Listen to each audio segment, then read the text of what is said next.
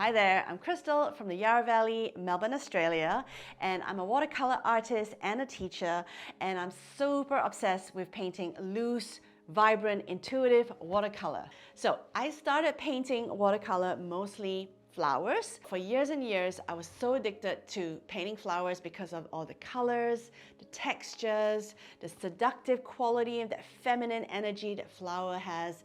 I'm still super addicted to it, and I just love loose floral in the most vibrant, bright colors.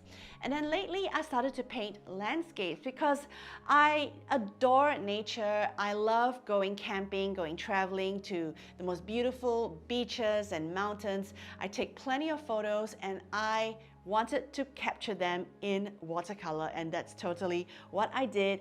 I developed a loose style of painting landscapes to break them down really easily. So both florals and landscapes just really make up my practice and how I approach them in a very similar, intuitive way. And that's why I'm bringing to you this collection, my intuitive watercolor collection, where you'll get two courses in this collection. My floral course, which will teach you how to paint loose florals with a lot of freedom, gives you the confidence to approach any flower, paint from floral references, from life, and also my landscape course called Where Water Meets Land.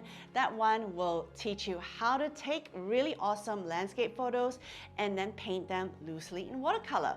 Both courses are step-by-step, very clear instructions. So if you are completely beginner to watercolor, or you are interested in these two subjects and how to approach them in a loose, intuitive style, and have me as a teacher just cheering you on all the way, and you can see my process, you can see all the imperfections that I embrace and all the approaches that I have to this style of painting, you'll love this collection. These two courses will fit into your practice perfectly if nature is what you love, if painting loose watercolor is what you desire.